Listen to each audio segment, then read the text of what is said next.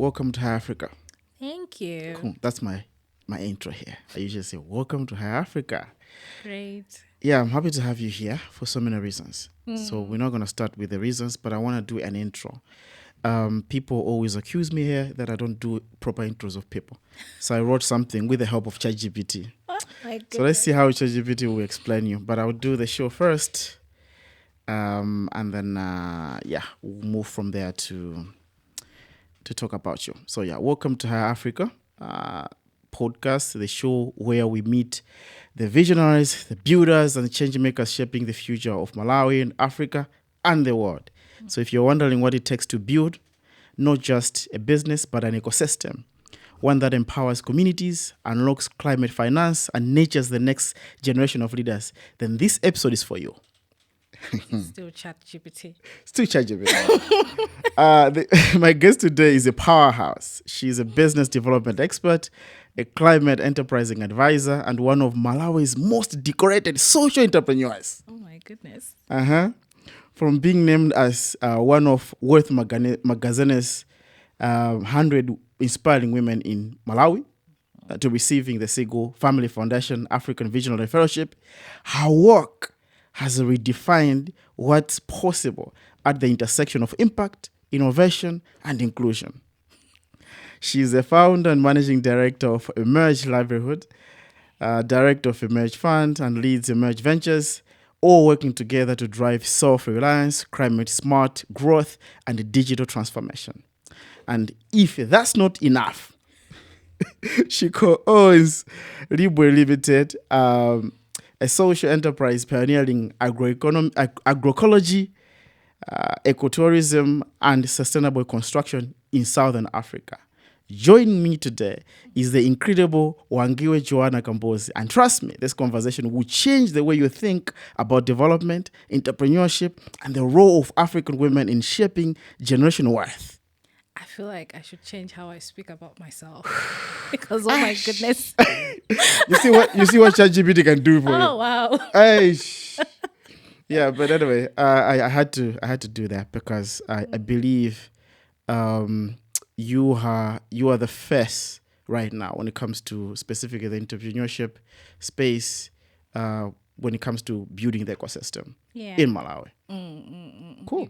You should have said I'm an ecosystem builder. Ecosystem builder. We don't have that here. Oh yeah, it is fraud. ChatGPT, you have lost. Yeah, He lost yeah. it. But yeah, I think the reason why you're here is because you're an ecosystem builder. Yeah. Yeah. So let's take it from Nzozo. I knew you because of the bank.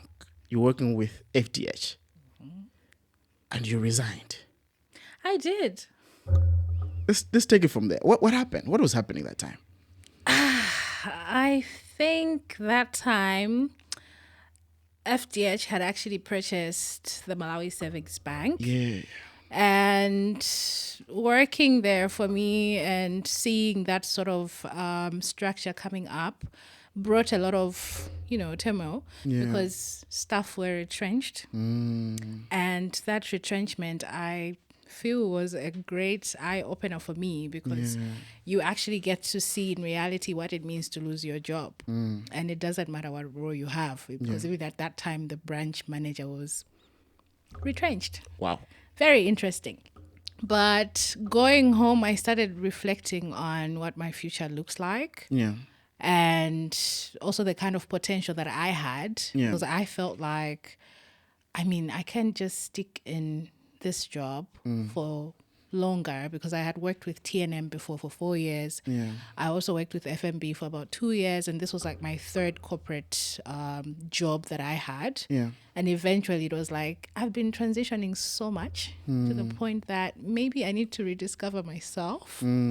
And maybe that rediscovery is not in here. Yeah. It's probably outside. Yeah. And I might just be limiting myself working in this space. But I never trash my work. Working with FDH was like the most amazing thing that ever happened to me. I had so much experience that I gained just working with the bank, but also relating with the community, understanding what customer service is all about, because client relations with the banks is a very serious thing. Yeah. Yeah. So that then started giving me ideas in a way, because I started trying out small businesses. I would go to Garonga, buy rice. You did that? I did. So that was a business. You don't know how many That time. things I did. I used to sell rice. Literally, I would go to Garonga, bring rice to Mzuzu and sell bags of rice within Winga, or to people at work. I had a garden at home. So, okay, Libre actually is something that you sit back and it's like, I used to do farming at some point and I stopped. So at that time, that garden was a big deal for me until one day the water board came and gave me a bill and I was like, oh wow, probably this is not the best thing. So I tried several things. Yeah. And eventually I also started Cristo Dazzle, which was an events planning and I remember management that one. company. Cristo Dazzle, yes. Can't forget that. Yeah, I So can. yeah, it was a very exciting time, but I realized that also starting a company and then you have a corporate job can really be hectic for you. Yeah. And that's why I started thinking, I think maybe I need to dump one thing here.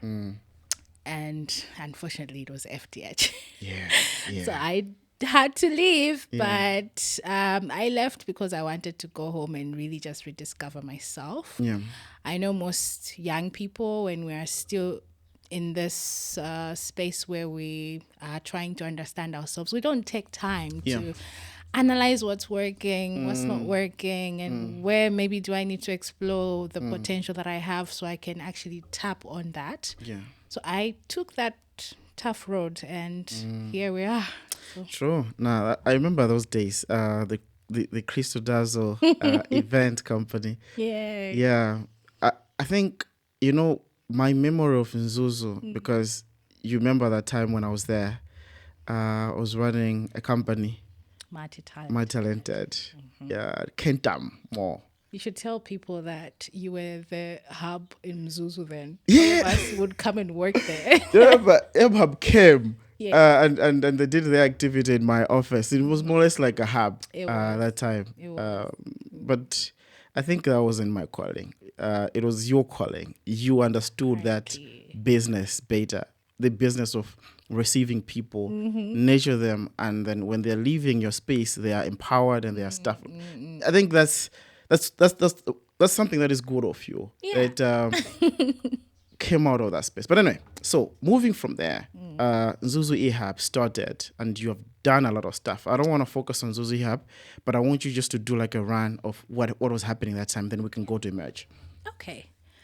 Yeah, so if you can see, starting off again from leaving FDH, we still had Cristo Dazzle, and business was good. It was really great, but I had so much to learn in the process, which eventually I was like, if I don't take time to learn what running a business is all about, I don't know where this is going to all end. Yeah. And every single time I have a really cool client, it's exciting, I get money, but now that money, you end up losing it in like 1 week. And it's like, what the hell happened? So I started analyzing that, where is the shortfall? Is it in me as a leader? Is it in the fact that I just don't understand how do I manage my finances? Yeah. How do I scale this business idea? Because, I'm getting cool people joining this as clients, but where is it headed? Yeah. And I really lacked that sense of direction as a startup, which then I felt like, okay, so where do I go? I have, multi-talented, the then hub. Yeah, the then but hub. I what else? I kept you in my office. And I think I need to send you a bill, did. right? Yeah, I need to send you a bill. You did keep I me remember, guys on my desk. let me just do an interjection. I remember Lusungu, right? Commander used to ask me, Wangiwe was always coming here. Is she paying rent? It's just really crazy. Yeah, but that time was an interesting time. It was. Yeah. So I think for me, I really got interested in understanding that as a problem, that am I the only person that's going through this? And I was also volunteering with the Youth Empowerment Network that time, if you remember, with Gloria and the rest of the team. Yeah, I remember that. And being the Northern Region Coordinator, I did have that role as a volunteer. So it was pretty much volunteering. But I had the opportunity to travel at one point to South Africa for the Commonwealth Alliance for Young Entrepreneurs in Southern Africa program, which I was recommended by the network, being one of the entrepreneurs in the network. Yeah. And going there, I learned there were several young people just even under my age, because I was like 25 that time. And I see a 23-year-old saying, oh, I run this media company, and the presentations they're sharing. I'm like, okay, so how do you do it? Like, how do you guys do it? Yeah. And there was this interesting lady. She was also a very young lady. Yeah. She used to run a hub called Innovation in South Africa. Okay. And her story proper inspired me. Like, I came back here and I was like, okay, maybe Crystal does aside. Okay. This place needs something like that, because if I personally struggle as a startup, how many other young people want to start businesses and they don't have a platform to go to just to ask a simple question or just to get access to a sense of direction that, you know, for you to move from point A to point B, maybe take this direction. Yeah. And again, access to tools, resources. How do you get access to capital? Yeah. Not a very easy thing. And it's not just a Malawi thing. It's proper the entire continent. You go to almost each and every country in Africa, you hear the same story each and every time. But then again, for Malawi, it's to do with the background. How are we raised in our families? Are we raised to become entrepreneurs, or maybe you get to some point you fight with your parents with the fact that what career option do you want to choose? So I learned that this is a very deep cultural issue. So I started even thinking about the children. How do you get a child to start thinking different at a very early stage, knowing that this is going to actually shape what they become in future? So that's why Zuzu eHub came to life, because I was really thinking about how I learned to use a computer at 8, but probably 25 years later, there's an 8-year-old who doesn't know how to use a computer at that age. And it's, again, our excuses, it's Malawi. And then you go to the fact that there's a young entrepreneur who's really battling every battle they can battle just to survive in the business space. But maybe if they just went through an incubation program, it would give them light to life that, you know, financial management looks like this. How you attract investors looks like this. And they're able to go out there and raise $100,000. And for me, it's like joy. So that's how Mzuzu eHub honestly was born, and learning from different existing hubs, because it's not a new idea per se. I was able to learn from Zuka Africa, because I actually went there and I spent about 6 months volunteering. I remember with that time you were in Blantyre. I was like, I just want to understand, how do you work with entrepreneurs in this space? How do you support them? What happens in the co-working space? And how do you offer linkages or networks? Since they used to run the Blantyre Peach Night at that time. And there were other hubs already there, like M-Hub. So there was so much to learn from even M-Hub at the time. But got back then on the drawing board. It was like, maybe we still need to learn from something serious. So we joined the Social Impact Incubator, which is run by Sickle Family Foundation. So that's pretty much what shaped what that organization is, because we wanted to incubate others, but we also had to go through incubated at that time. So very exciting that that idea really came to life. And it has grown 7 years later to what is now Emerge Livelihoods. And the transition, because Zuzu Hub was like what? I think every time you are doing a project and you are in the you are recommending who to work with. So you're like, okay, for Southern region, okay, fine, you have Toga. You have Central region, you have M-Hub, and then Zuzu, you have Zuzu Hub. It was like, it was an obvious choice. Like, was it? I think geographical position. It was a strategic name. But then you moved from Zuzu eHub to now Emerge, and I want to hear from you. I remember I watched the launch. The launch. The fancy launch. The fancy launch online with so many videos and whatever.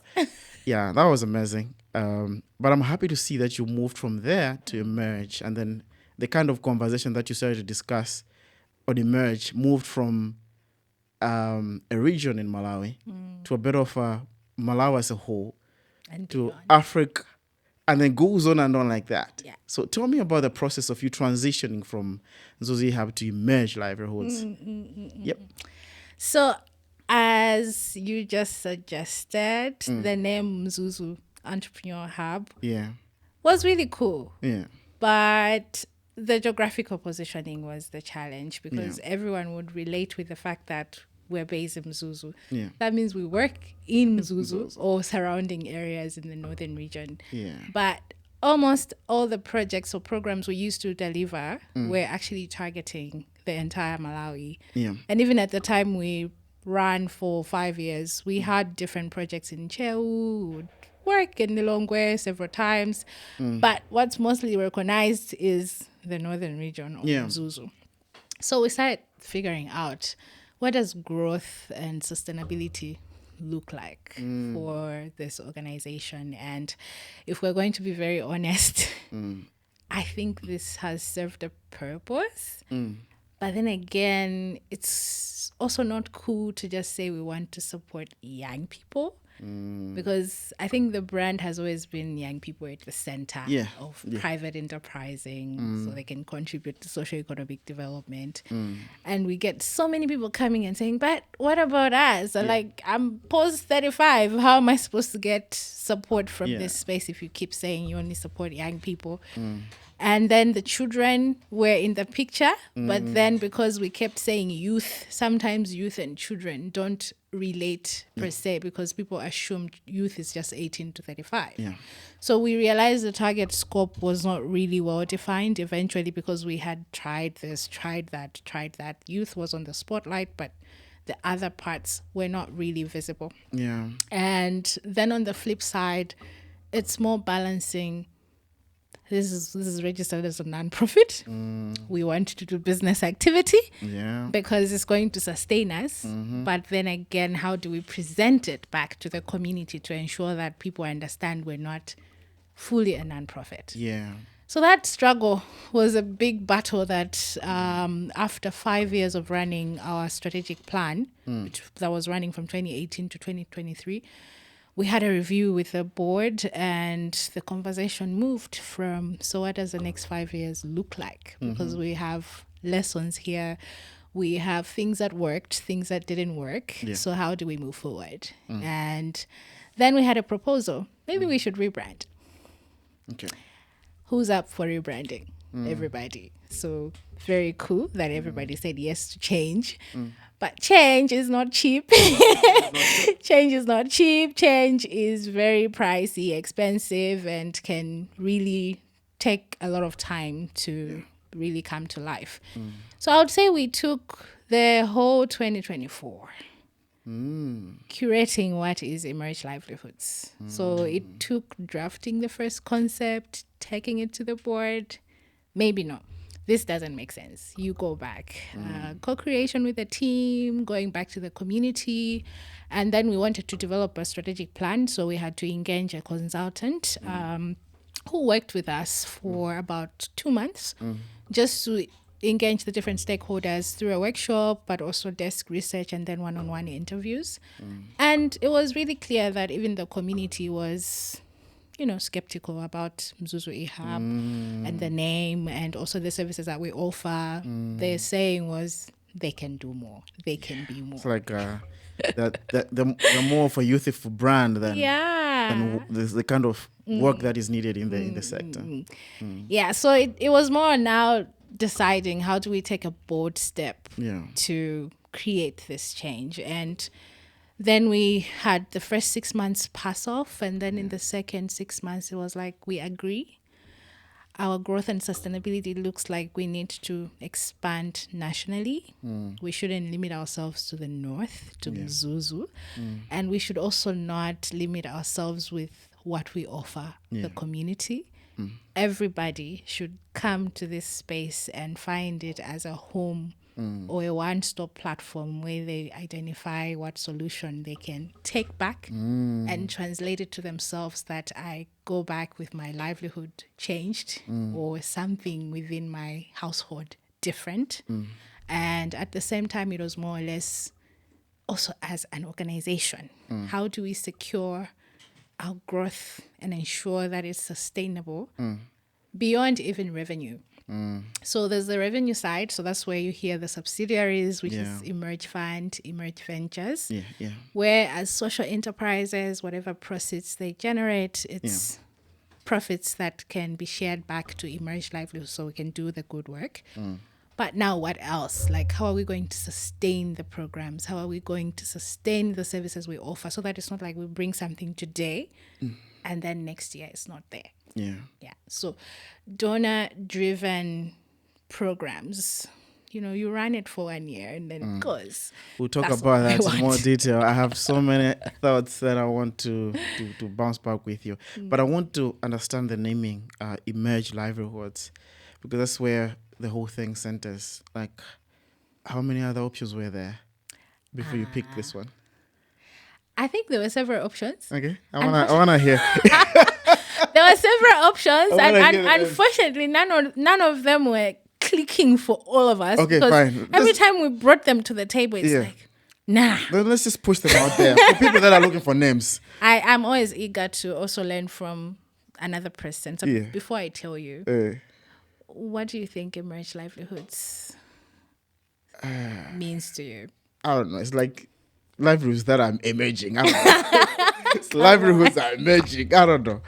Oh gosh. Okay. Yeah, I think the branding from where I'm sitting is more of a climate kind of situation. Yeah, it's like that. The flower, the green. Yeah, green. So I think as soon as I saw that, you know I thought what green means as a color. It means a fresh start. A fresh start. Yeah. Okay, cool. Is it relating to you now? Okay. So it's about a fresh start. Okay, I'll tell you what it I means. don't know. Yeah, so Emerge Livelihoods, we'll split the words. Emerge. To emerge is to arise. Yeah. Just a general dictionary meaning. Yeah. It's to rise. Yes, to rise. And what we wanted to do is to rise above what's the status quo currently. And that's coming from Zuzu Ihab or whatever problems that we see every day in our communities. There has to be someone that rises above that. Above that, and what more than to rise and ensure that you're taking lots of livelihoods on board and not just taking them on board, but taking them there so they can transform and become better and self-reliant and flourishing or prospering in everything that they do. So eventually, we're rising to take people's lives and landscapes to become whatever possible prosperation they can be. Prosperity is a word, right? Okay, cool. No, that's amazing. Anyway, wish you all the best.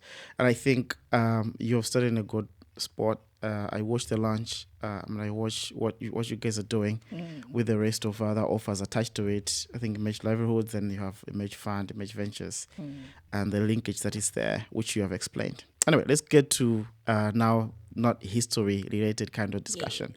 History is good. Yeah, history is good, but at least we've set the... Future is good. Yeah, it's better. We've set the most like a benchmark of what you actually do, but also where you're coming from and the passion that you have. What always excites me is that we need, as much as possible, to remember that our problems, our failures, they create who we are. Yeah. And I'm happy that the challenges you had in your business with the Crystal Doves helped you. It's a problem that usually drives you to a solution. And look at who you are right now. But anyway, let's go for it. What makes ecosystem thinking more powerful than a typical project-based impact? And I want you to take this one because you are an ecosystem builder. Yeah. This is what ChatGPT forgot to add in your highlight. resume. The best thing. The best thing. You're an ecosystem builder. There are people that will always mention your name. Yeah. Somehow. Yes, as part of my research yesterday, I was checking your WhatsApp statuses, and someone I think was mentioning your name. That I was inspired by the presentation you did at FACT. Yes, I had a really great time sharing on. Yeah. So when I'm about to talk to people, I usually go to their WhatsApp. You did your research. But you see, this is a kind of impact that you're pushing to people, and people always mention your name. I've met people in different places who are always, Wangiwe is a good person. Ah. She has helped me she has plugged We me need to tissues this. on the table. Okay, fine. I'll tell the producer to make sure it's available next time. But it's about you having that heart for the ecosystem. So why is it important than this typical 2 year, 1 year, 3 year kind of project? Why is it important to think ecosystem? Okay. So I'll tell you something very cool that happened to me. Is it early this year? Yeah. Somewhere early this year. Yeah. So there's this very, very great opportunity with Ashoka Fellowship Program. Yeah. I don't know if you've heard about them. Through you, I've seen it. Hopefully. So actually, Yeah. with that fellowship program, they look for visionaries that focus on systems thinking, systems change type of new ideas. And for the first time, I was just fascinated with what did they find interesting about me personally and Emerge Livelihoods. Because their program here in Malawi only has 2 people. Okay. And I had maybe like over 5 interviews for me to reach a point where I get an email that says you've made it to the physical interview. 5 Yes. interviews, virtual. Yes. Very tense. Wow. Then I have that panel interview still pending because unfortunately I had to balance between 2 opportunities to choose. Which one you have to go for? Oh, somehow. I'll talk about it. Okay. I'll talk about it. Yeah. I still have this. At some point, I'll still go there. But I took a lot of time last year understanding what systems change is all about. Yeah. And one of the crucial elements begins with the leadership. So from leadership, you now look at how that leadership influences several other elements of what you're working on. In most cases, we forget about this. We start centering on what's happening on the ground, which is what's Emerge Livelihoods. But this could probably never have been if the leadership was being scrutinized strongly. That what makes you, McDonald, lead Higher Africa? Yeah. And where is this coming from? And have you ever thought about your childhood, teenage life to where you are right now and analyze that maybe what you're solving as a problem now are problems that started when you were 6 years old. And you just don't realize that it has taken you all this time to bring a solution to life. Yeah. Now, it's the same thing when you want to bring an ecosystem-led approach as a solution. Because it doesn't happen overnight or in 1 year. Please, no one should ever lie to you about the fact that I ran this program and then in 1 year there was too much impact, there was too much change and all of that. Yeah. Nah, I don't think that's the reality of things. And looking at most of the problems we have in Malawi, they also can't be solved in an overnight manner. They require a framework that works for that solution to work. You look at the education system, for instance. If Emerge Livelihoods is bringing a program in the education sphere, the question is, maybe on our part we bring digital skills as a solution, but does that mean that a learner gets out of the program and they are the most impacted individuals that we've ever worked with? Probably not. Because by the end of the day, they get out of the training. Do they have access to a job? Pretty much no. Do they have access to opportunities? Most likely no. If they want to start a business? They'll need resources and stuff. Absolutely. Yeah. So definitely bringing an ecosystem-led approach to different challenges that we are encountering helps because it revolves around a lot of things. What each ecosystem player also has to offer from you as the entity running, other organizations outside you, the community, the government, what policies are there that are working on with people's favor, or if it's not in people's favor, we don't know. That's a story for another day.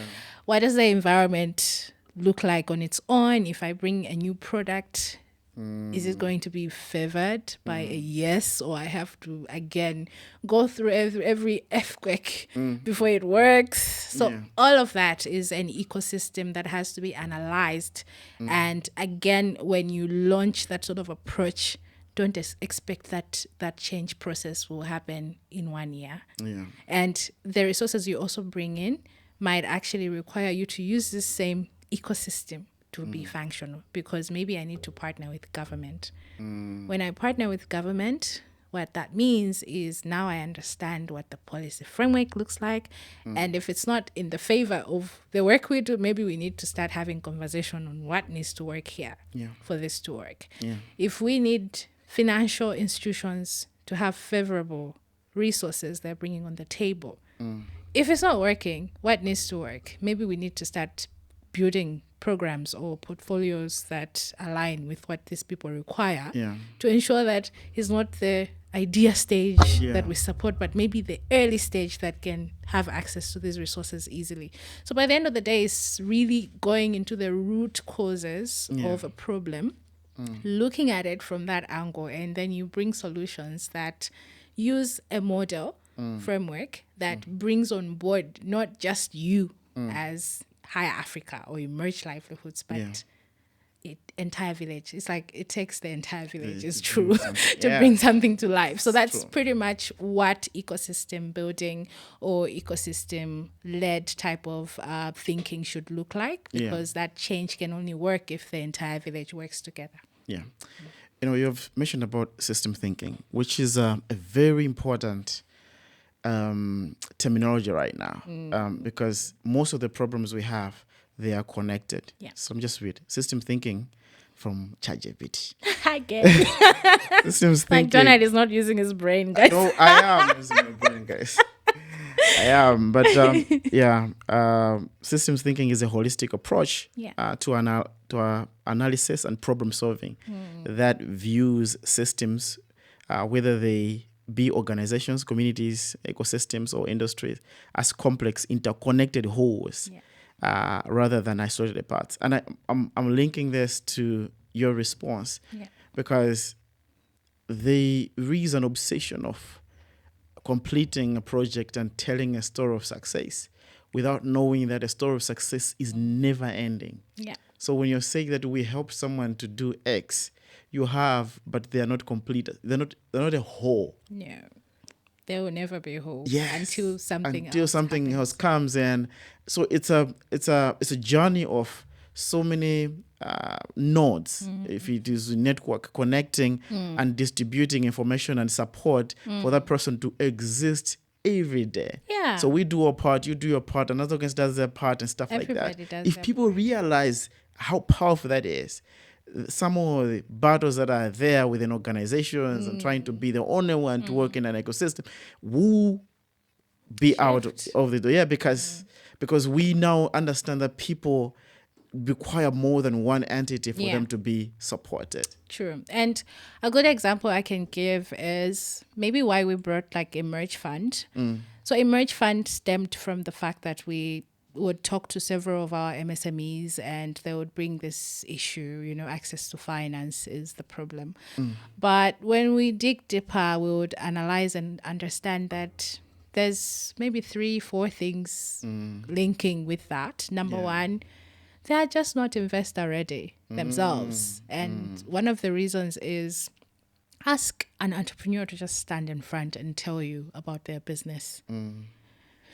Half the time it's like, people don't have the confidence. Okay, I'll be honest, even me personally, it took a lot of years for me to stand built there. this over time. I remember the old you, right? Exactly. Yeah. So I think it's right now I see you speaking on TV. I'm like, this isn't working right now. You need to work for that. You work for this. You work for it. You earn it. For you Yes. to stand in front and convince someone and tell them that, you know what, I need $1 million.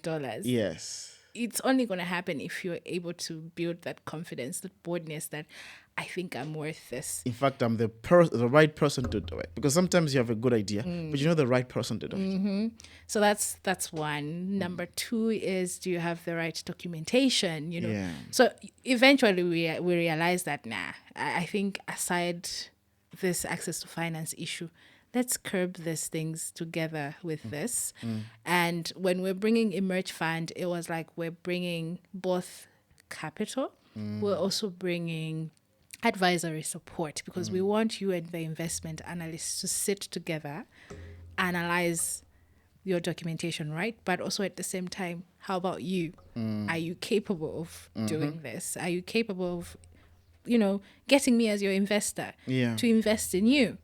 And when linking this to now, eventually you realize that, well, here in Malawi, we have to have a first-time investor for someone to actually attract more investment.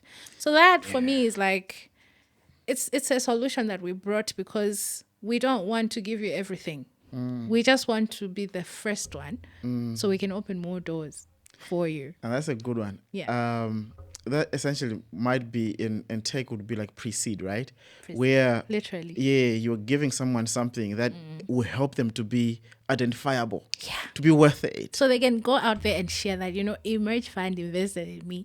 That way someone else understands that, if Emerge Fund did, I think we can. We can. That's also, you're coming at that level of building the first block for the person to stand on. We just want to unlock opportunities for you. Amazing. That's a good one. Okay, so that speaks to the climate enterprise incubation that you're pushing right now. Tell me about it. I was talking to someone yesterday. Yesterday, yes. I'm not going to mention their name. Are they on the program? No, they applied. Oh, they did? Yeah, I think you have shortlisted. Have you already announced the last batch? Yes. I think they are part of that. We announced, but for the acceleration pool, not the incubation. The incubation, we have an existing cohort, but we'll be running another one, I think, later from August as well. Yeah. So they can apply again in case they weren't picked. They shouldn't give up. Yeah, but I think what they were saying is the importance of being part of that kind of network, but also getting that kind of first push. Yes. Is important for them. But let's get to this. You are in this space, and you know what happens. I do. My guest last week, we were talking about this, that most of the entrepreneurs that you have in the space are recycled. They are. So they will come to you to get something to give them like a bit of a basis through the Emerge Fund, and they'll go to GIZ to do something. They'll go to another organization to do something. Some have been everywhere. So they have maxed their life. And now they don't know what to do. They don't know what to do because their model is based on getting a grant and then and then pushing a product. And every time they have a good idea of how they can do something with their product. And I always wonder whether is it that most of the products that go through that are not worthy this market? And why do people, because people, shouldn't use the word blame, but people point fingers at acceleration programs that you do not scrutinize these serial incubatees or whatever who come in those spaces only for the grants. Yeah, so actually that's like one big deal. Unfortunately, it's not just even in Malawi. Being part of AfriLabs, which is a network of hubs, I joined different webinars or different platforms. We engage with different incubators and accelerators, and almost every one of them still complain about the same thing. Because being at continental level, it's happening. Yes, it is. But the big question is, what are they looking for? Yeah, I think that's a question that maybe we need to bring on the table and start analyzing.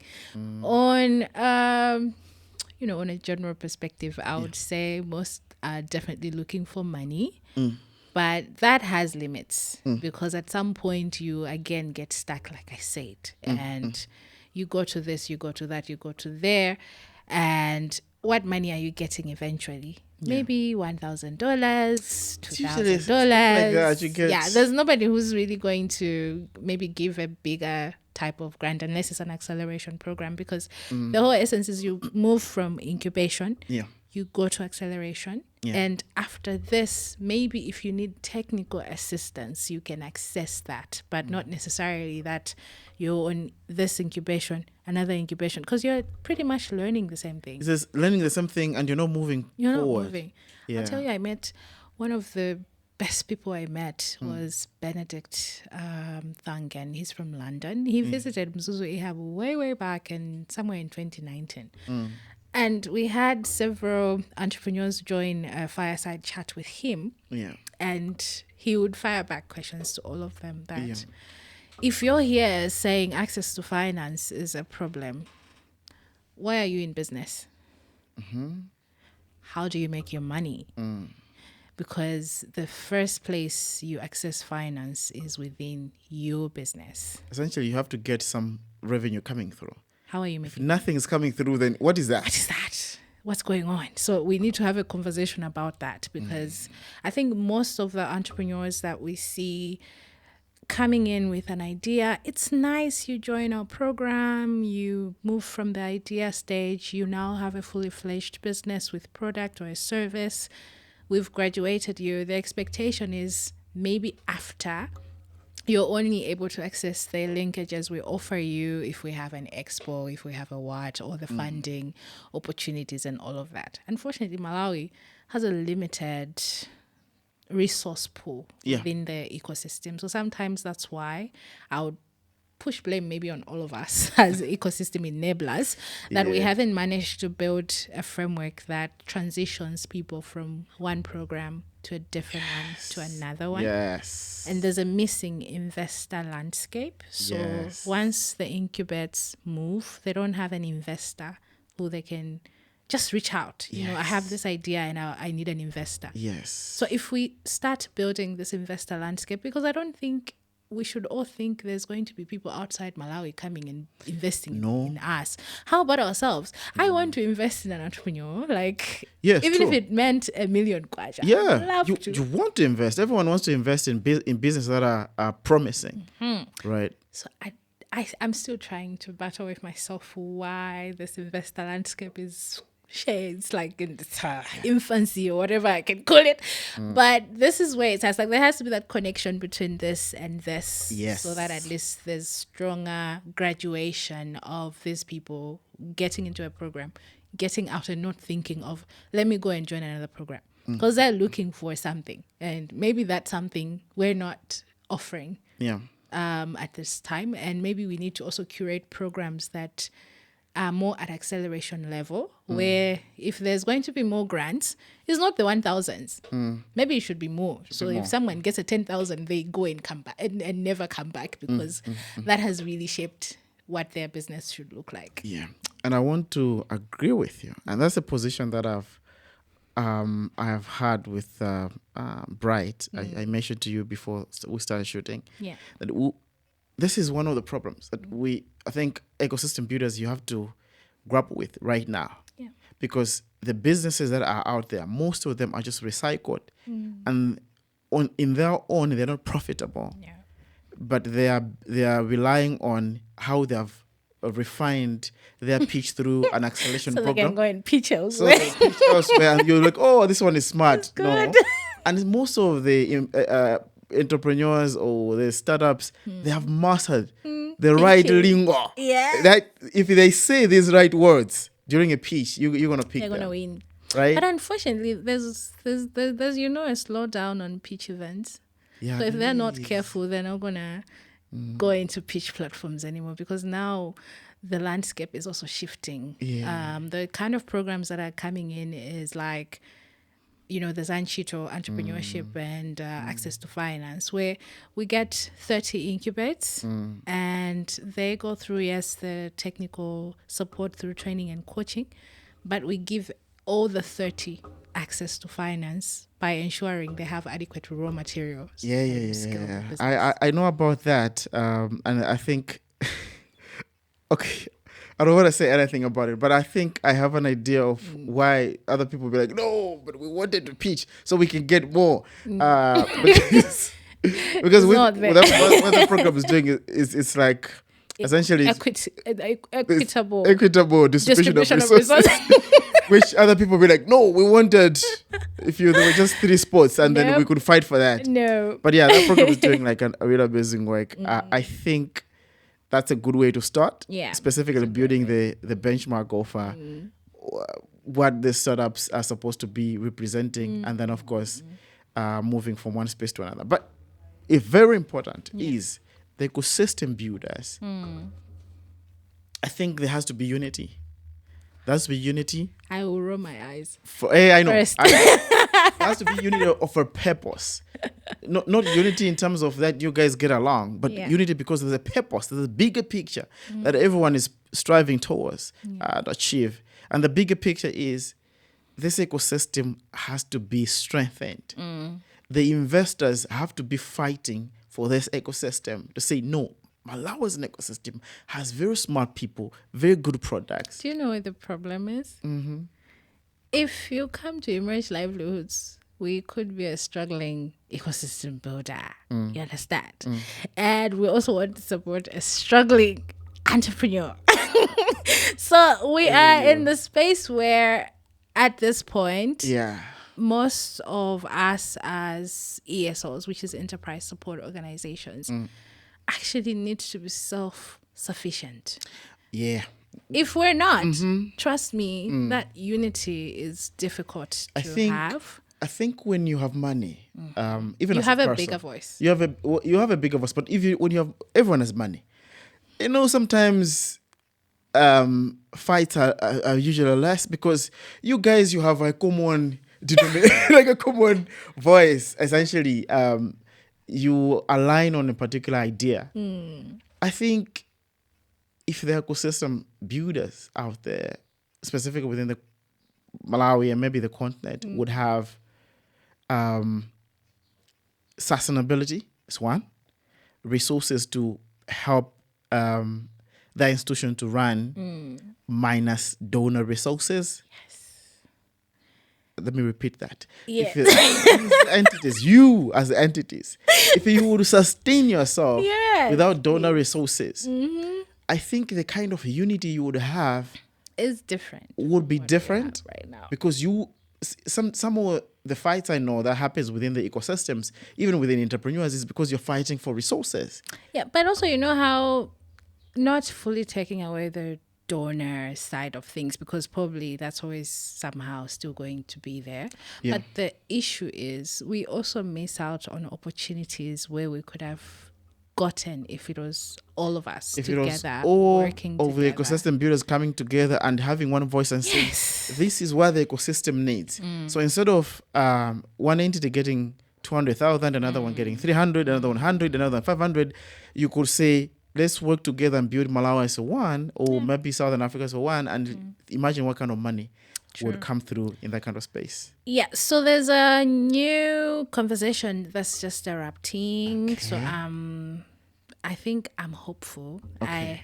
I know I have hope in me, truly, this time that it's going to work. Amazing. Where we want to have a BDSP, so Business Development Providers Association. Yeah, that would be a good one. Yesterday there was a first meeting as a group at Next Gen Labs. So I think there was some elections. I'm yet to follow up on it, but I think it's great progress that if we keep the same energy, because now we have a new MSME policy and I mean act that's going to be gazetted with Parliament soon. Once that happens, it means that there's going to be a need for every ESO to get registered with the Ministry of Trade. Then there's SMEDI moving now from SMEDI to SMEDI Core, which is Small and Medium Enterprise Development Corporation, which is going to govern what incubators, accelerators. So there's this is now going to be a regulated space. So not every single person has to just wake up today, I'm opening a hub or I'm opening an incubator. What do you offer? What do you offer? What do you know? Exactly. So it's great progress because I think Malawi needed that sort of policy act in place Yeah, to true. guide this, but also conversation needed to begin between ourselves that let's Yeah. not do this because maybe There's a funders policy or there's money somewhere that we want to attract, but maybe because this is what we need. We need more conversation, we need more direction, and we need certain energy that will drive this whole agenda that will help us achieve one goal by the end of the I'm day. telling you that there could be an ecosystem builder somewhere who has a connection, but that connection said, I'm willing to support A group. a group I'm one. and not one person. I'll even say, like, I've had meetings with a really interesting foundation known as Small Foundation. Yeah. And the only reason that conversation was stuck is because we don't have a BDSB association in Malawi. Now, this is big. And I'm telling you, because the problem of capacity building, getting this kind of startup resources so that companies or startups can just move from one step to another for them now to be attractive to investors and stuff. The problem is big. Yeah. There's so many entrepreneurs out there. There's so many builders out there who are building different products, but they don't have that kind of opening that requires more support. To an extent, I would argue, it would be selfish of the ecosystem builders that for you guys not to unite, you need to find a way. Compromise whatever you have to compromise, but you have to unite for the sake of the purpose, the bigger picture. That's what I'm fighting for. Yeah. Because the bigger picture is we have a problem. It's gonna The gonna change. it's going to change. Let's give it a few years. A few years, I think it's going to change. I feel like I'm just excited about the next 5 years, honestly. I don't For Malawi, right? know. Yeah. For Even Malawi, for the for continent. the ecosystem, I just feel like this whole shift in whatever has been happening in the whole global landscape of the economic crisis has brought a different line of thought. It has. And It's not business as usual. No, I actually like how all of us are now, even if you want to fight it and say that, but why is this happening? Like, you want to question things. But the reality is you go home and sit down and you're like, no, I think if I can't afford this and I'm not getting access to this in this way, let me go back on the drawing board and analyze how I'm going to get access to this. Otherwise, I can't be waiting for this funder, that investor. How about you yourself? Yeah. How are you making money for yourself? Yeah. So it's not going to be easy. And which is why I even state that not everyone wants to take the difficult road that maybe we've taken with the two social enterprises we're actually modeling as Emerge Ventures and Emerge Fund. Yeah. But I think my excitement is what can happen with these two in the next 5 years. Cool. Yeah, I hear you. And I think what the conversation should look like should be that where should the ecosystem go from here? Because I know of different assessments that have been done, the kind of challenges that we have. I think we know them. We do. The problems are there. We know the problems. They've been there. I feel just an like issue for- now that you mention, you Yeah. know, if you sit here and look at the time we met in Mzuzu, Yeah. and now this is 2025, I would definitely sit here with you and we are still talking the same problems for this country. Yeah, it has not to be like this. Things have to change. We have spoken about this problem for a long time. We need to be in an ecosystem where, because there's so much resource, entrepreneurs are being pushed. Go and get this. Go Yeah, and then they're even like, oh gosh, I think we're all growing. Yes. It's very exciting. When you for go in everybody. markets like South Africa, even Kenya, and Nigeria, you see the kind of appetite of the ecosystem saying that, okay, please come. And we want new people every time, right? Because if we're helped to this one, they are there, they're building something. They're even going to pay you in Yes. some countries Yes. just for you to go start a business in their country. Yes. That's how cool some countries are. Yeah.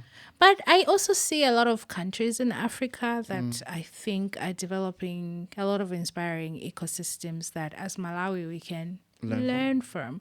And I feel like we don't do that a lot. So maybe we learn because Emerge Livelihoods has been in this country, and I go there and I learn and bring back that knowledge to Emerge Livelihoods. Yeah. But how do we transition that knowledge to be disseminated with everybody? I'm so glad this year we're going to host one of the biggest events for the ecosystem Okay. somewhere in August. Okay. I'm not going to talk more about it now. Okay, cool. But Until I the feel official like announcement comes through, huh? exactly, you get an invite too. Okay. But I feel like it's one of those events I look forward to because it's going to bring not just ecosystem players in Malawi, but some that are coming from different countries in Africa. And we also have one of our partners from Village Capital, because we're partnering on the event, where they bring new knowledge, new insights that can really shape what this country can do different. Do you know, when we partnered with Village Capital, something that shocked me about this country was it was very, very difficult to see that there's very less entrepreneurs that have actually raised $1 million. Wow. Okay. If you go to that kind of problem, I'm telling you, this is huge. It's huge. That's why my worry is when I was talking about this CDO, like people that go from this accelerator to another accelerator, is because the ambition is less from where I'm sitting. I think as 5,000, 10,000, 15, 5. Can we 2. stop? No, we need to move from there, because if you want to impact Malawi as a whole, if you want to go to you want to go to Zambia, Tanzania, Go Mozambique. there. If you want to do that, if you want to branch out to different countries, you're talking about serious money. Yeah. And if you go and check what other entrepreneurs are getting for them, even just to do like a region in their country, or even just countrywide kind of distribution, they're talking of serious resources. There's an excuse. I'm going to call it an excuse. Tell me the unfortunately. excuse. The excuse is, Mungu nena kuna ndugu Malawi. Oh yeah. It's just Malawi. I would say I feel like people need to have this drive in The them. hunger to say, yes, that we can I'm gonna get do. there. Actually, not that we can get there. I'm going to beat all odds Or onwards. to get this, because we already know we are living in a tough space. But how tough are you? Yeah. Get, because that's where I even spoke about leadership. There's a lot of resilience attached with entrepreneurship that if in most times you're going to get into this space and you want to feel like, I'm struggling, I'm complaining, I'm doing this. No. You know? Get rid of that attitude. And it's not a very easy thing to get rid of, but if you don't beat the emotional side of things and become tougher than what you're encountering, trust me, you will still stick with the 1,000s. Me, I don't want to stick with the 1,000s. I'm not in that No one, one does. unfortunately. We don't want to stick with the 1,000s. We want to go. I'm telling you, I'm always fascinated about the stories from people that are raising in different countries. Yeah. And you hear, okay, this startup has raised 2 million. This has raised 10 million. This have raised like 20 million. But also people are afraid of debt and equity, so Okay. they feel like grants are okay. Let me talk to you about that, because I feel like the ecosystem in Malawi is built on Grants. we want to be helped. No, we want to help. Yeah, But I think if you believe in your idea so much, you should be willing to allow other people to put the money that is not yours. Yeah. And you're willing to say, I wanna trade. I would trade. A 5%. Yes, I'm happy. Yeah. I'm happy to do that. If you say that I want to retain all my 100% shares of this company, and you want the money, my argument would be, and I will argue with a strong, like maybe 80%. I think most of the people, they know their business is not worth it, but they want to get in a grant because there's lack of accountability. So if they eat the money, It's okay. it's okay. They'll be blacklisted from Organization A, but they can get it from another organization. Oh, Lord. And that's how bad it is that other people that are willing to push out shares for them to be financed, they feel like this is a tendency we have to all follow. I'm telling you, it's not right. If you believe in your idea, and if your idea is is powerful enough that it can go in the market and it will revolutionize the market. Allow yourself to put out your shares. Yeah. So I feel like it's again how you want to grow as an enterprise. Yeah. Because it takes you Yeah. putting this on paper and saying that maybe the first 3 years I would definitely look for grants. Which is okay. Because it's okay. Yeah, you want to want that. up the value, right? Then when you get to 4 or 5 years after, you're like, probably grants don't work here. Yeah. And if maybe grants do come, it's okay. We're also not saying it's wrong. If a grant comes, it's an opportunity, you say yes. Yeah. But at this point, it's maybe where you're thinking growth and scale, and you're looking at the fact that I was working in Katabe, but now I want to grow my company nationwide. And for scale to work, I need an investor who can give me $1.5 million. Maybe if I give away 10% or 15%, then they have a stake, but knowing that also their excitement with that investor is in the traction that will happen here, where I'm able to say that, you know what, I used $50,000 to create a product here that targets maybe 5,000 people. But now if I get that 1.5, I'm going to reach out to 5 million. People are like, yeah, okay, now we can talk. Yeah. But that's where most people don't even place their business. They have this, I don't know, again, I don't know whether I'm going to have to call it a Malawian thing. No, it's not what. a Malawian. But it's more It is like the lack of we accountability. underrate. We underrate ourselves. Yes. And we feel like we want to be vulnerable and feel like, I don't think this business can And let me grow tell you one thing that I think maybe your ecosystems can also help to build in the psychology of most of Malawians. Yeah, that's where I wanted you to pinpoint. Yes, Psychology. the psychology of Malawian builders is let's move away from taking the business only as just an organization, an NGO type of organization. So when you're talking about impact and you're talking about everything else, it's all about, so we're helping X amount of people for them to eat, or we're doing X, Y, Z. All those things are good. Social impact is good. But be viable in the marketplace. Be something that people, when they look at it, and if we have an opportunity where we have like there was a time I was so excited, fascinated about, why don't we find a way to like formally have like Malawian VCs where we could put our money and we could invest in LS startups and stuff of that nature, right? I was so fascinated about that. You can talk about it, but the argument is, I should be at a place where I can look at a company right now and say, I love what they're doing. Yeah. If I can look at their numbers right now, these guys are going to be big. I want to invest. Let me put my money. I can put my 2 million today. Yes. Right? And they're like, I just forget it. Who knows, in the next 5 years that will become something big. We need to be at the place. But if all you say is, I've reached Nzimba, I've reached Mulanje, and we're able to buy from local farmers, I hear you. You're buying from local farmers. It's great. But I want you to tell me that your margins are like this. Because for me, to even think about money and think about your business as a business, I'm looking at those kind of margins, and that creates sustainability. Sure. Because all the time when people are pitching about these ideas, I'm passionate about this. When people are pitching about the ideas, always they're focusing on the social impact, forgetting about the business. That's why we're getting the money. Yes. But I think, again, it's more of the cultural thing I spoke to you about earlier, where, again, the background, how all of us are raised. We've never been, I don't know, maybe I'll speak about me. I as a child, my parents would run small business, a side hustle, aside the work they used to do. So they had a cosmetic shop, and until the time my dad even passed, he left a pharmacy. Yeah, pharmacy. I remember that pharmacy.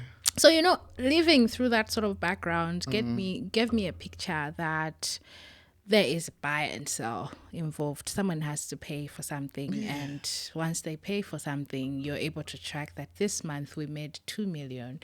That month we've made this much. And it kind of sticks with you. Yeah. So you understand growth from childhood until getting where I am. And even for me, I started this as a non-profit organization, but now transitioned to social enterprise with the 2 ventures, and then even the new company that I'm just working on with Libwe. Yeah. But it's more of, I'm not saying I'm doing great, but it's understanding that I just want to reach a point where I'm able to give you a product Yes. or a service and you pay.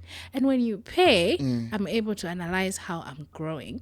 And I can, at some point, go to an investor and tell them, you know what, at this point where Libre is, I wanted to go to Central Region or Southern Region, but for this to happen, I need this much money. So they ask you a question that, okay, let's see where your balance sheet, you should be able to see this is it. And you know where that's coming from. Two things. It's coming from the fact that I'm knowledgeable about this thing. Number two, it's exposure that I have in understanding this. Yeah. I don't know how many people out there Who don't have that opportunity. this. So, as much as we working in this sector, some of the important things maybe we need to actually be looking at are how do we bring this type of exposure to our communities and in schools even, because we have people still in school right now and they're going to be the ones, the next entrepreneurs or the next employees working in enterprises. Yeah. If they don't understand this, just know the crop is still the same. Yeah, still the same. Literally. They'll depend on the same grant modality. And through that, they'll always complain when the grant are not there. When they initially have a business, they have a great product. It's just that they're not pushing the product, they're pushing the problem so that they can get more grants. I'll tell you a program I really loved that also inspired how we are transitioning most of our enterprise support programs right now. I participated in the Miller Center Acceleration Program. So it's like a mini MBA for social entrepreneurs across the globe, literally. Sorry about that. So what they do is you have this program running for 6 months. Through that 6 months, the only thing you have to do is meet your 2 coaches every Friday, every week, with a pitch deck that you present, and they give you feedback. Every Friday. Every Friday. Wow. For 6 months. When it has to be a new one or? No, just that when they give you feedback, you go home, work on it, you come back next Friday and present it in a different way. After that, you see, there wasn't anything like get into the classroom, get access to a training, get access to a what. Sometimes what our programs do is spend so much time training people. But what we need to do is, can you bring this business you're running and present it? Let's talk about it. Give you feedback. Let's talk about it. And my coaches were really serious experts, because this other one was deputy president for Dell.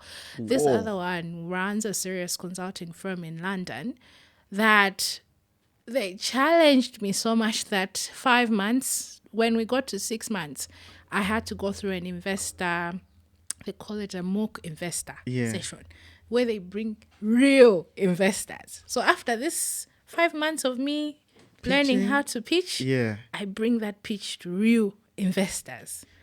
That was serious change. And I got out of that. I even brought my team, join this session. So you can the way these people would grill me. As if whatever you're doing is nothing. And I got out of there and I was like, guys, I don't think we have a business here. Let's just go back on the drawing board and start revamping this thing, because certain things are not making sense. So literally, that's one of the things that if we're going to run programs that are really serious for entrepreneurs, we have to offer exposure, we have to offer some sort of experience that's not training, that's just not the same thing you learn. That's you being experienced, like put them on the spot. Yeah, put them on the spot. I like that idea. Well, that's why you're good right now. That's why you're able to articulate things. You're able to explain, because you're being grilled too much. I've been grilled so much. Now I want to grill someone. All right, cool. Let's move on, because there's something that is very important. I know people that, so many women in this space. I remember knowing you that time, the passion that you had for this and seeing you grow has taught me that you have to be resilient to do this, which is something that you have said throughout this chat. Yeah. But I want you to reflect over this specifically in terms of what women who are like you, who are building platforms and who wants to build something like this, or even they're building different platforms, what kind of mindset should they have? Specifically, if you're thinking about Africa as a whole. Their mindset. I'm talking about mindset because I think it is. I think for you to be at this position, it has taken that kind of mental strength Yeah. to handle The most difficult times.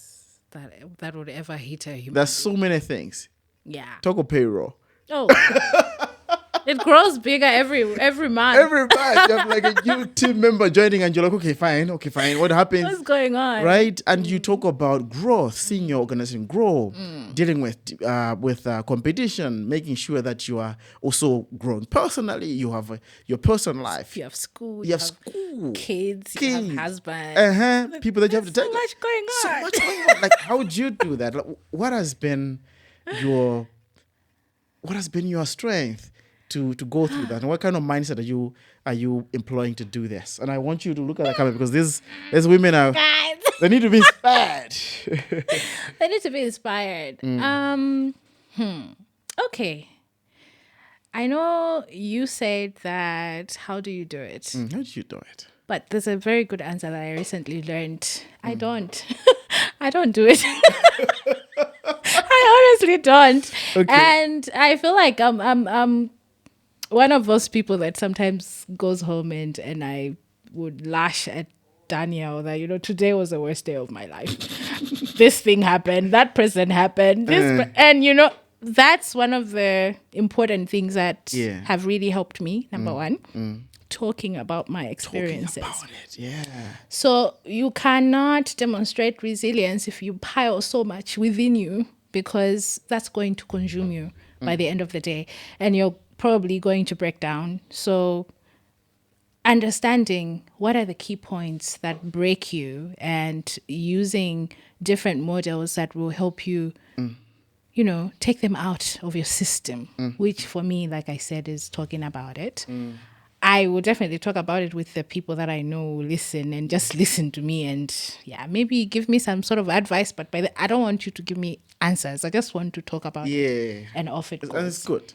Number two, also understanding what really works between work life for you. I'm not going to add balance here because I don't think I have that balance yet. It's actually not You can't even be a managing director and have balance. It doesn't work. No, someone is going to call me at some point. There's no balance. But I feel like one of the most difficult things is not managing your time really well, and you end up having one side of things suffering, but also eventually you feeling guilty about it, that, oh no, I missed my son's this, or I missed this thing because maybe there's work and it's not working. What I've done is to ensure that my lifestyle somehow revolves around everything I do. So it's all one thing. I don't want to take away this and put it here, this there, because I feel like work is here, life is here. I just had to build a certain lifestyle that even if I have to take my son and we're going to Rwanda, can he come? Because maybe this is going to be a great experience for him, but I also get to spend my time with him. And at the same time, he's in school now. It's really great, but it's good that I still have to spend some time with family and ensure that I spend time with myself as a person, because there's a difference between me, the business, family. There's a huge difference. So after work, I definitely go for aerobics, or at the gym, I spend my time there. If not, I always ask for me time. There are days I'm like, this Sunday, shut down everything. Can everyone leave the house? I just want to be me. But the core thing is you knowing yourself more, understanding what helps you contribute to being resilient. And that has a lot of mental health in it. Coaching, mentoring. I mentor other people. That is something I find joy in. Because it helps me know that I'm not the only person going through this. But at the same time, I also get coached. I also get mentored. Having this support system for a female entrepreneur, or even a general entrepreneur, everyone needs to have someone you're talking to about your business, but also about you. as a person, as a leader. What's working, what's not working, and where do you want to improve as a person, or where do you feel like people need to understand you more, because right now it's confused. It's a confusing space for them. I've had phases at work where it's like life is just difficult because people don't understand me as a leader or the place that I'm at. But you see, the difference is I'm here, everybody looks at me as if I'm here. The people are here because they've placed themselves here. They've never placed themselves here. And they don't understand that the whole time they would complain in that place, I'm just here alone. There are 20 down here. Now, how do you expect this person to keep their emotional hold? Because I have to be strong, not just for me, but for every single person in the pack. So that requires you to ensure you're actually going through coaching, you're talking to someone at a professional level and ensuring that they keep you in check, what's working, what's not working. I've had people go through coaching and they cry. It's very okay if you have to go through that. It's never an easy space, so do that. But whatever you do, ensure you surround yourself with the best people that inspire you to do more, to become more, and to have more. Like, I honestly don't want people that are in my circle to tell me, but how are you going to do that? Gosh. Like, please don't. Please don't be that sort of person. No. I want to have people that if I say, you know what, I want to open Emerge Fund. And right now what I need is 300,000 euros because for this thing to grow is going to go. And they're like, okay, so how are you going to do it? Now we have a conversation. But if you're going to be like, but in Malawi, I feel like at that point, we're already not in the same space. So having people that understand your dreams and they inspire you can keep you inspired, and you can definitely remain resilient as an entrepreneur. So as women, ensure you have women that have the same goals, are doing similar things in your space, that you have conversations with. But also your board. If you run an organization like mine, you need to definitely have a board that's, well experienced and they look out for you, because accountability on the side, they're also ensuring you as a leader are doing great. You're growing both the company and you're also growing as an individual. So I love that I've got some of the best people on my board. And they've really supported my journey, starting from one of them who's my legal advisor. We've had cases in court, but we get to drive all the way. But then it's like, you know what? This is going to work out. Let's do this. So that sort of, keeping you strong as a person. And don't worry, don't give up. You need to hear that often. It's good for you. And stress is there. I thank you for that. I think you've been realistic in your response than what other people would normally say. Believe in yourself. Don't believe in yourself. You can do it. It's like, okay, I hear you, but the reality of the ground is things are going to be messy, right? And you need to surround yourself with a network of strong people. That is a powerful thing. People don't know that if you have weaker friends, you're so weak. Literally. Because the moment you just go back and you just like, there's no one who's going to push you back. But if you are challenged every time, that's a very important thing to have. I'll actually give a shout out to someone. Hastings. You know Hastings in Shane. I know that one. And Mercy runs Wangiwe, and Hastings ran Arcades. Wangiwe, okay, I know Wangiwe area. Somewhere there. There's two friends of mine. I would definitely call them best friends in the work scenery. They have the most craziest story that you would ever hear, like from their childhood to where they grew up and where they are. I have a plan in my mind to talk to I hope you talk to both of them. The one is a lady, I'm not sure. I'll tell you about it. If you want to talk about health, she's the best person. Connect to me. But I just like how when I sit and feel like I want to break or I've reached my breaking point, and I start thinking about this too and where they are. You're like, nah. I'm good. I'm good. Things are gonna be fine because how the hell is how this person moved from here and they're here, and what's holding me back, what's going to make me fail. If Yeah. I have my friend who's actually done this during the same period that we started and we're here. So if you don't have such people in your circle, and you feel like maybe the people you learn from are people that have made it with stories you don't know, Yeah. it's going to also be hard. Yeah. But make sure that you fully understand that this is McDonald. I've lived with McDonald doing this to this. Yeah. And if McDonald has been able to move from here to here, Yeah. why should I be here breaking? Yep. From that smaller office in Zozo. It's not small. Now we're building a cool hub. We're going to build a cool hub for you guys in Mzuzu. Yeah. You have to do that. Okay. Can Africa become a source or not just a market for global tech and innovation? What's your view? Is it possible? It can. It's happening Okay. already. Okay. And the power source of it is people, People. human capital. Human capital. Africa. Yes, please. Yes. The whole essence. The whole essence. We have people in Africa Yeah. that other continents are struggling at this point because of the age bracket. Yeah. And our power source is young people. Mm. We need to nurture this crop of people, right? So that means from education to the wider ecosystem. How are we investing Yeah. in our young people Amazing. to ensure that they have the best education, they have the right skills and knowledge, they also have the right talent that can, contribute towards amplifying the tech space. Amazing. What would it take to position Malawi as a hub for investment and innovation globally? McDonald's. I'm going What for did it that. take? Okay, fine.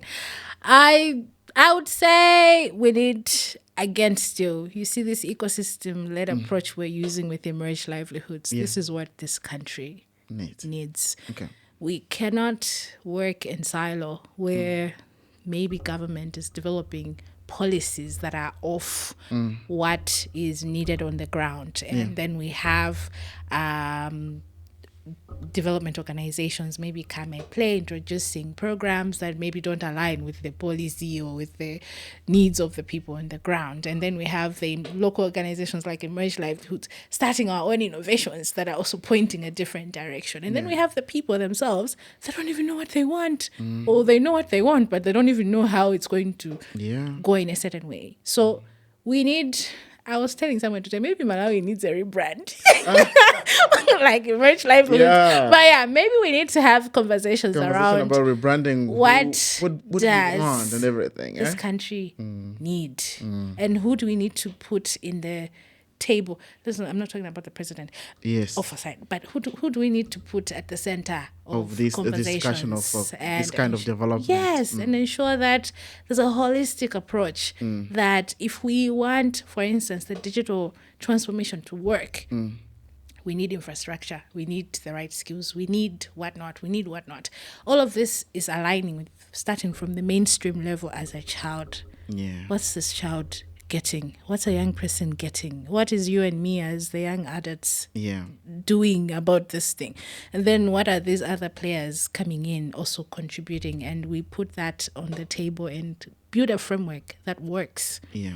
Not something that's off every time you talk to people. Someone is doing it and it's going this way. Someone is doing it. Everything doesn't speak to each other. Yeah, it's crazy. And we need to make sure that we find a way to walk as one.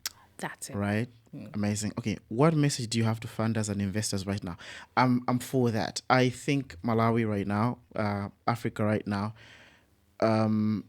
is what people are looking at, because there's a lot of workforce, as you have mentioned, but there's a lot of potential. Yeah. So there are so many models that have worked in different places that have to come to Africa. Africa's a new market, it's big, it's happening. But what message do you have to investors right now? Because people are always complaining there's not so much money being pulled specifically in southern part of Africa. It's mostly the western part of Africa, and let alone countries like Malawi. So what do you think investors should look up to in this economy?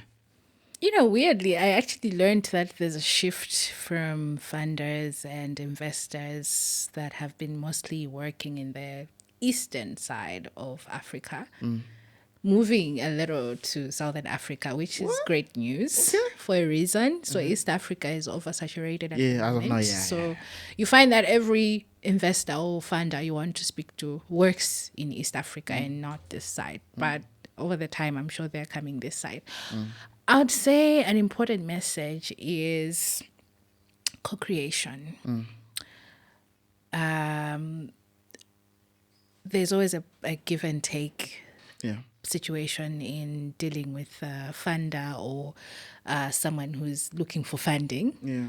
And my message will probably go both ways. So in Malawi, what we need is a lot of funders and investors to listen.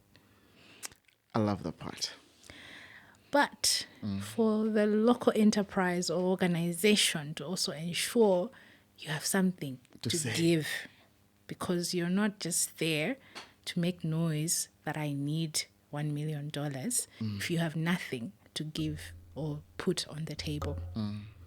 So co-creation helps, because obviously if there's a problem you want to solve, someone has money, someone has a solution. True. If these two come on the table and they marry, it's easier than you're just bringing nothing but complaints with the fact that, no, it's a struggle to get this. It's a struggle to, are you prepared for that money? But also, are you prepared to invest in this country? Because investing in Malawi means investing in most of our challenging issues that might not be a one-size-fits-all. Yeah. So that's why co-creation helps, because you might have expertise or experiences from elsewhere that might also help what's being solved in the country, but at the same time looking at the local solutions and how the local leadership can be able to use whatever innovations from the community and contribute to what these two and how they can work.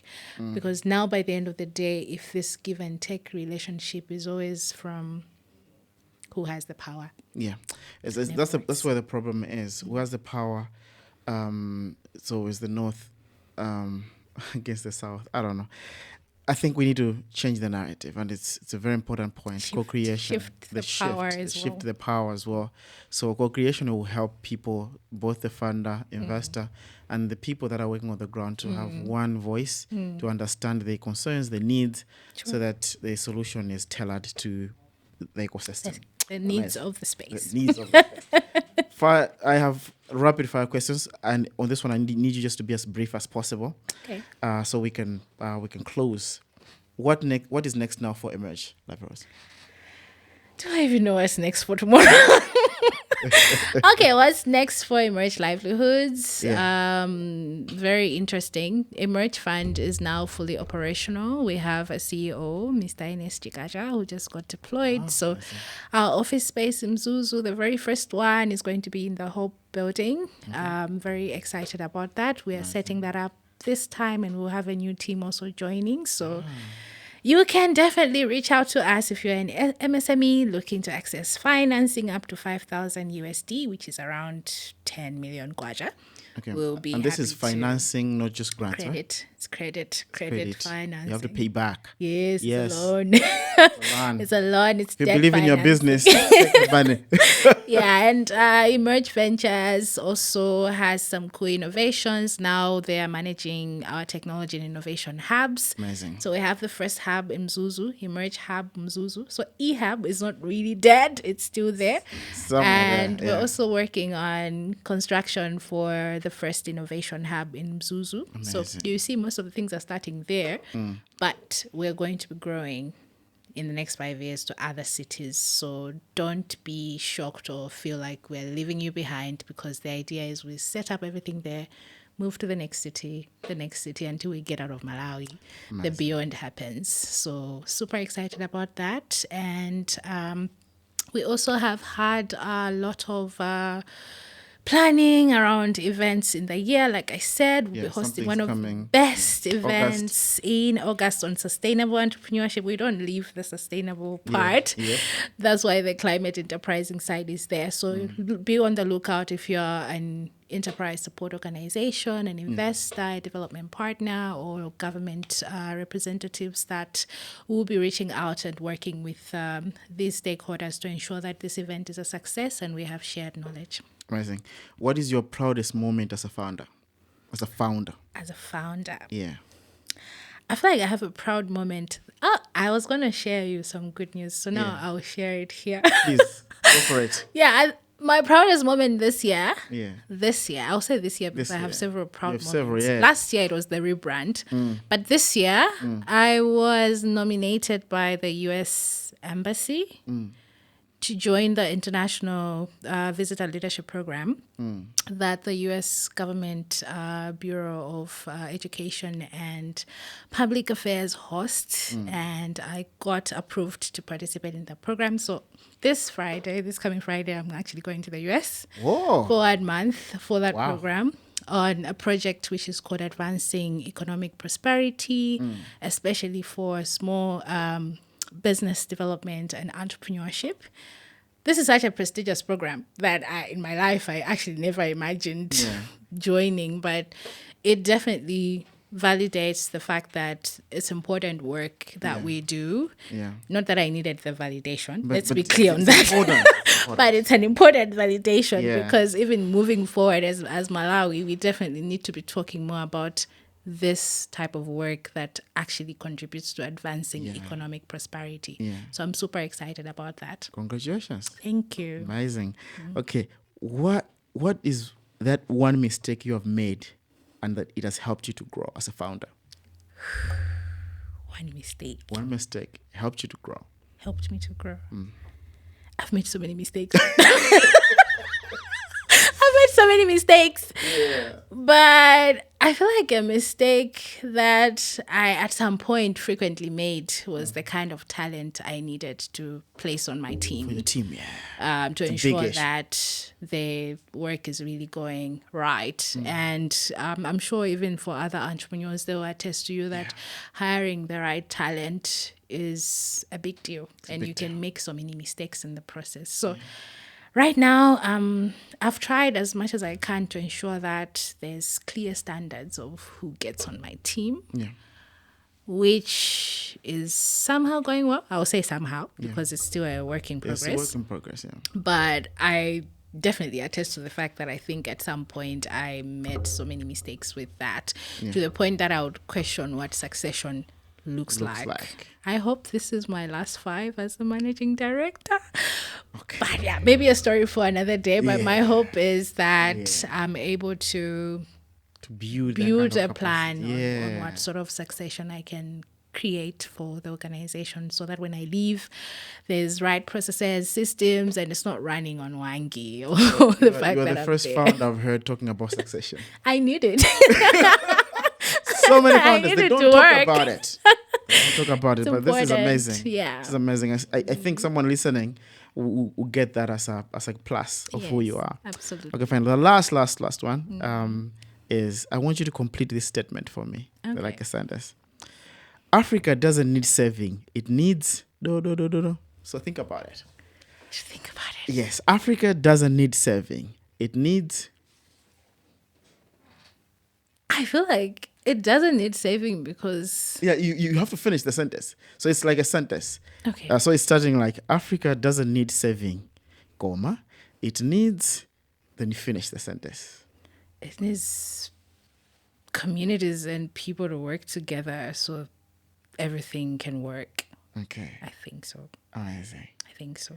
Nice. It was good to have you here on Higher Africa Hi, Africa. podcast. Hey. All right, anyway, to Thank talk you so about much these things. for having me. This for me was worth it. I told you before we started shooting that I wanted to meet you because I think everything's pointing out to the ecosystem builders. Yeah. And you being one of the earliest ecosystem builder in Malawi, you have a role which is very important for the ecosystem. You're helping so many people. You have helped so many people already, and you continue to help people.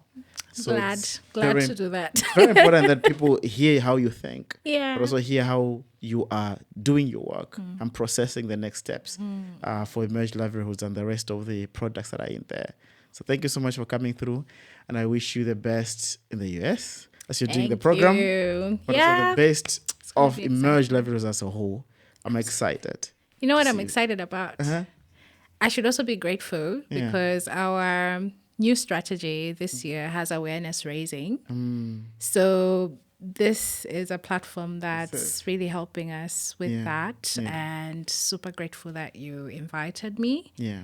And hopefully we can keep up the conversation. At some point, you can definitely look out for some innovations that might actually not have me come to talk about it, but we're definitely looking forward to raising more awareness on the work we do because we need more people to know about our programs and services. That's true. Thank you so much. So guys, until next time, this is McDonald from Her Africa, and we're out. Bye.